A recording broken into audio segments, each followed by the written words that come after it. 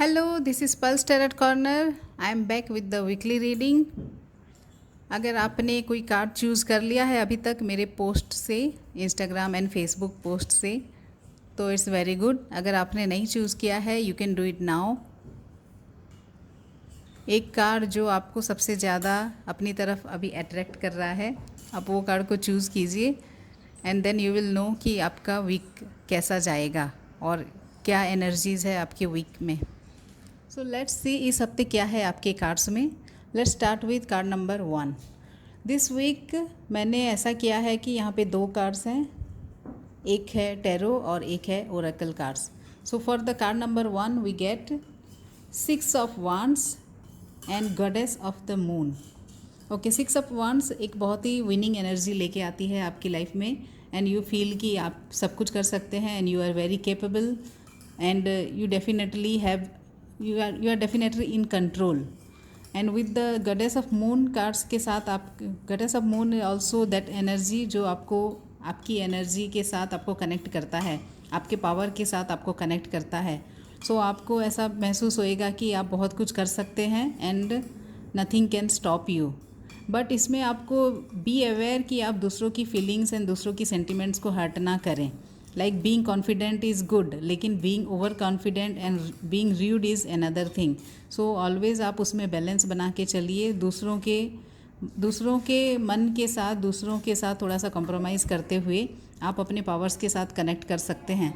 And this also says कि आप, बहुत बार ऐसा होता है कि हमको ही नहीं पता होता है कि हम में कितनी पोटेंशियल है। तो जब तक आप खुद को एक्सप्लोर नहीं करेंगे, जब तक आप खुद को एक मौका नहीं देंगे, आपको नहीं पता चलेगा कि what more capable, how much capable you are and how much more you can do.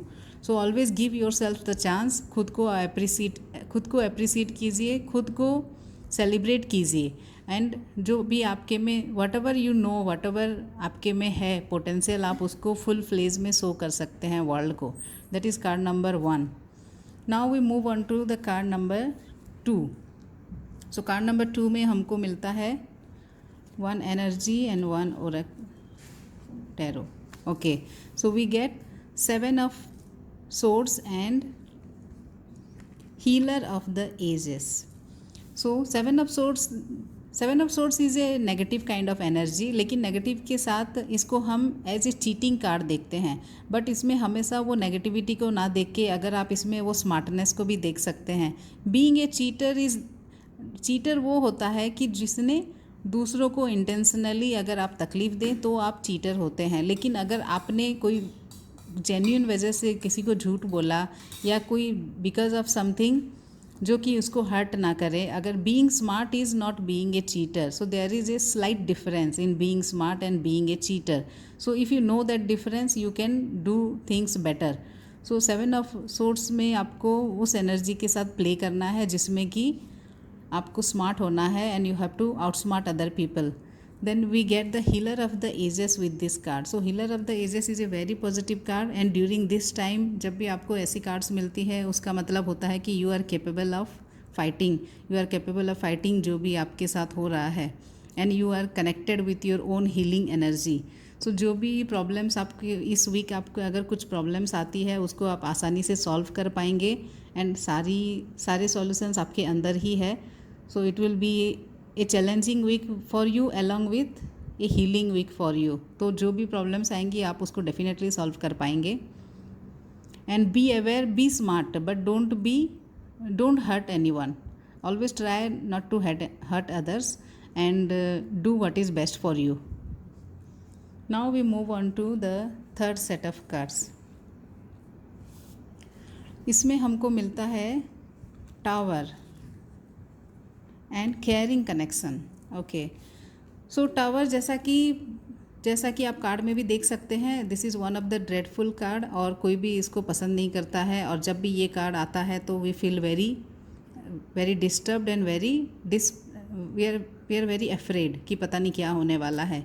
So tower is basically कि कुछ इंसिडेंट या तो कुछ न्यूज़ होगा आपके साथ जो कि आपको बहुत ज़्यादा टेंशन देगा या बहुत ज़्यादा स्ट्रेस देगा, लेकिन luckily you will be having people around you with the caring connection.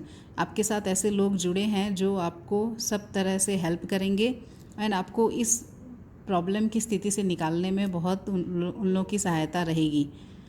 The tower जब भी आता है उसमें हमको कुछ ना कुछ लेसन होता है लाइफ में, बिकॉज जब भी कोई, फॉर एग्जांपल अगर आपने कोई बिल्डिंग बनाई है और वो गिर गई है, उसके पीछे बहुत सारे रीजंस होते हैं कि वो क्यों गिरी। So this is the same thing कि आपको पहले देखना पड़ेगा कि कहाँ पे आपकी गलती हुई। फर्स्ट आप अपनी गलतियों को, दिस इज़ द टाइम कि आप समझें कि मैंने ये गलतियाँ की है तो ये तो होना ही था। तो वंस यू अंडरस्टैंड दैट आप उसको रेक्टिफाई कर सकते हैं और बहुत अभी एक सॉलिड फाउंडेशन के साथ आप आगे बढ़ सकते हैं। Caring connection is those people, तो आप उनको अप्रिसिएट कीजिए अभी, और आप उनसे हेल्प ले सकते हैं। They are always there for you and it's a good time, because जब हम विपदा में पढ़ते हैं तभी हमको पता चलता है कि हमारा अपना कौन है। तो विपदा में पढ़ना एक हिसाब से बहुत अच्छी बात होती है, बिकॉज तभी हमको हमारे अपने और हमारे जो शुभ चिंतक है वो हमको समझ में आते हैं। तो इट्स गुड कि आपको एक प्रॉब्लम आ रही है या आने वाली है, या तो एटलीस्ट आप मेंटली थोड़ा सा प्रॉब्लम में है, तो उसमें आपको ऐसे लोग डेफिनेटली मिलेंगे जो आपको उसमें से निकालेंगे। Now we moving on to fourth card. Fourth set में हमको मिलता है 10 of swords and blossoming abundance. So 10 of swords again tower के जैसा ही इसका एनर्जी होता है, जिसमें कि you are feeling completely tired, completely exhausted. बहुत सारी चीज़ों की वजह से, या तो आपके दिमाग में काफ़ी कुछ चल रहा होगा जिसकी वजह से आप टायर्ड हैं, प्लस फिज़िकली भी आपको काफ़ी सारे टास्क रहेंगे, काफ़ी सारे आपके टू डू लिस्ट बहुत लंबे रहेंगे, जिसकी वजह से कि आपको बहुत एग्जस्टेड होना पड़ेगा। और प्लस उसमें आपको एक्सपेक्टेशन बहुत ज़्यादा हैं लोगों से, तो उस आपसे लोगों को एक्सपेक्टेशंस काफ़ी रहेगी, तो उस एक्सपेक्टेशंस की वजह से भी आप काफ़ी खुद को बहुत ज़्यादा ओवरवेल्म फील करेंगे और आपको लगेगा कि मैं बहुत how much you can give, आपको वैसा लगेगा। बट इसके साथ ही you get this blossoming abundance, this is a very nice oracle. उसका मतलब होता है कि because this is a rock bottom, so when you reach the rock bottom, that is when you build your own foundation. So blossoming abundance की अभी जो चीज़ें आपको तकलीफ़ देती है लाइफ में, वहीं से ही आपको ग्रो करने का मौका मिलता है। तो once you realise that pattern, तो आपको कभी भी प्रॉब्लम्स में आने के बाद you will never feel sad, because you understand कि ये आपके लिए न्यू बिगिनिंग्स होती है, बिकॉज वहीं से ही आपको नई चीज़ें करने को मौका मिलता है और वहीं से ही आपकी न्यू लाइफ चालू होती है। So that is how this is going to blossom for you, and you will be planting seeds for the better future. So definitely आप काफ़ी परेशान रहेंगे, लेकिन उसी परेशानियों में से आपको नए रास्ते भी मिलेंगे और नया कुछ आपकी लाइफ में एंटर होएगा। So now we move on to the last set. Here we get 10 of cups and strategy. So 10 of cups बहुत ही lucky, happy go lucky card होता है। इसका मतलब होता है कि आपको ग्रेटफुल होना चाहिए, आपके पास जो भी है, आपकी फैमिली, आपके पीपल, एवरीथिंग जो आपके क्लोज हैं, and being grateful for what you already have in your life is very important for further success. अगर आपके पास जो है आप उसको ही अप्रिसिएट नहीं करते हैं और उस चीज़ के आप इम्पोर्टेंस को अगर आप नहीं समझते हैं, तो फिर आपको उससे आगे भी कुछ पाने में बहुत मुश्किल होती है।